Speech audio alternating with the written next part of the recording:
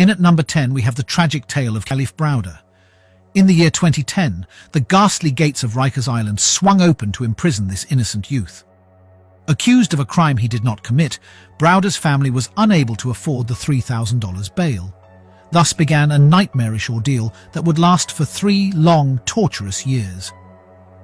While locked away, Browder endured abuse, violence, and the crushing weight of a system that seemed to have forgotten him. His mental health deteriorated, and the scars of his imprisonment lingered long after his release. And the most terrifying twist of all, the charges were eventually dismissed, the case evaporating like a ghostly apparition, leaving behind a broken young man. Tragically, Browder's story doesn't have a happy ending. The spectre of Rikers continued to haunt him, and in 2015 he took his own life. Tonight, we're delving into the dark corridors of juvenile justice, where nightmares come to life. Prepare to be chilled to the bone as we explore the top 10 horrifying teen inmates locked up in prison today. Next, at number 9, we have the Dallas County teen inmates. In the heart of Texas, behind the foreboding walls of Dallas County's juvenile detention center, a group of teenagers found themselves ensnared in a web of cruel and unusual punishment. But one boy's story stands out like a blood-curdling howl in the night. Locked away for nearly 10 months, this young soul was denied the very essence of life itself: the sun, the wind, the freedom of movement. Imprisoned without the chance to stretch his legs or feel the warmth of sunlight on his face, his days turned into a ceaseless cycle of darkness and despair. Can you fathom the terror, my frightful friends, of never seeing the light of day? But this horrifying tale goes beyond just one boy. An entire system was implicated, with a state-funded watchdog agency howling in protest, warning that these young inmates were being treated in ways that would make even a hardened ghoul's blood run cold. In at number 8, we have the Texas juvenile prison system. In the sprawling vastness of Texas, there lurks a system so riddled with dysfunction, so fraught with horror, that it would make even the most hardened warden's bones quake. These young inmates, some mere children, find themselves entombed in cells so cold and isolating that it could freeze the very marrow of your spine. The clock ticks, the minutes stretch into hours, and the darkness of despair creeps into your very soul. It's enough to make you scream, isn't it? Reports have surfaced of shocking abuses, of neglect and violence, all hidden away behind the impassive walls of these juvenile prisons. A system crumbling under its own weight, forsaking the very ones it's meant to rehabilitate. Next, at number 7, we have Quantel lots. In the shadows of domestic life, where sibling rivalries often fester and grow, lay the seed of a tragedy that would consume 2 lives: Quantel Lotz and his stepbrother, Michael Barton. Brothers in name, but divided by a chasm of resentment and anger, their relationship was a ticking time bomb, waiting to explode. The horror unfolded one dreadful day when young Quantel, in a fit of rage and confusion, took up a knife and ended his stepbrother's life. Oh, the shock, the terror. A family shattered, a bond broken, and 2 lives forever altered in a moment of madness. In at number 6, we have the terrifying impact of COVID-19 on youth locked up in corrections facilities. In the dark corridors of prisons and jails, where youth are locked away, far from the prying eyes of society, a new beast reared its ugly head, the invisible monster known as COVID-19. This pandemic, which swept across the world like a shadow of death, found a fertile breeding ground within the walls of these institutions. Imagine, if you dare, the terror of being trapped not only by the unyielding bars of your cell, but by the suffocating grip of a disease that lurks around every corner.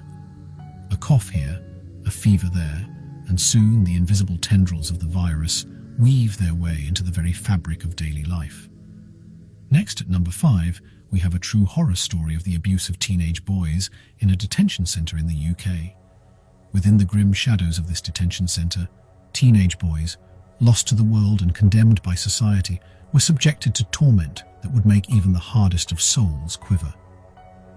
A twisted dance of power and pain, where the line between justice and inhumanity became but a ghostly whisper. Boys were beaten, humiliated and dehumanized, treated as mere objects to be used and discarded. The very people who were supposed to guide them towards redemption were the architects of their suffering, the puppet masters in a theater of agony. In at number 4, we have the alarming increase in youth jail populations. Can you hear the haunting wail of numbers that tell a tale of terror? A monstrous increase, a dreadful tide that rose in the shadows of our very civilization. A 311% rise in youth jail populations from 1990 to 1999, a number that writhes and twists, a veritable serpent in the heart of our justice system. And what of the keepers of this grim dungeon, those who hold the keys to these iron gates?